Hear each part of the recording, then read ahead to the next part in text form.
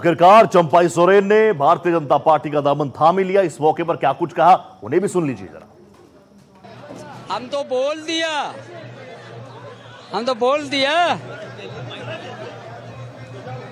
झारखंड को भी विकास और बांग्लादेश घुसपैठिया को निश्चित रूप से रुकेगा। पार्टी में रूल क्या रहेगा आपका? वो पार्टी तय करेगा हमको किस तरह का काम देते हैं, उस तरह से हम ईमानदारी के पूर्वक काम करेंगे।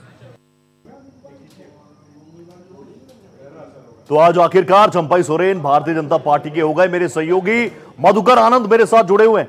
मधुकर जी, कई मौकों पर चंपाई दा से आपका सीधा 1-to-1 रहा।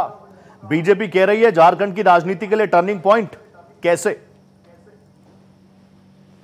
देखिए, इसको टर्निंग पॉइंट इसलिए माना जा सकता है बीजेपी के लिहाज से, जो बीजेपी कर रही है। जो आपका सवाल था कि कोल्हान में बीजेपी की स्थिति 2019 के चुनाव में बहुत बुरी रही, बहुत ही ज्यादा बुरी रही। यहाँ तक कि सिंहभूम की सीट लोकसभा में गीता कोड़ा को अपने यहाँ लाने के बावजूद जो है वो बीजेपी हार गई। तो ये चीजें बताती है कि कोल्हान में बीजेपी को अपनी विधानसभा की 14 सीटों की चिंता है और उसी चिंता को लेकर के चंपाई सोरेन को बीजेपी में शामिल कराने की रणनीति पर काम भी किया गया।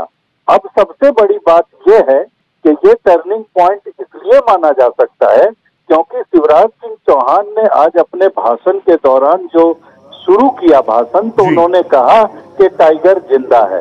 मतलब जिंदा टाइगर को लेकर के अब कोल्हान के जंगलों में और कोल्हान के इलाकों में बीजेपी घूमेगी और ये कोशिश करेगी कि बाकी जितने भी राजनीतिक जानवर विचरण कर रहे हैं उन तमाम राजनीतिक जानवरों, जो विरोधी राजनीतिक जानवर हैं, उनका शिकार जो है ये टाइगर कर ले। और इसी लिहाज से ये देखा जाए तो टर्निंग पॉइंट माना जा सकता है। तो ये बड़ा टर्निंग पॉइंट हो सकता है, लेकिन देखना ये भी होगा क्योंकि अमूमन हमने देखा है जब भारतीय जनता पार्टी में कोई बड़ा चेहरा आता है तो इंपॉर्टेंट फैक्टर ये हो जाता है कि उस बड़े चेहरे के साथ कितने सिटिंग विधायक आ रहे हैं। अब आने वाले वक्त में शायद इस दिशा में भी काम हो। बहुत धन्यवाद मधुकर जी, आगे भी आपसे जुड़ेंगे। फिलहाल बहुत धन्यवाद।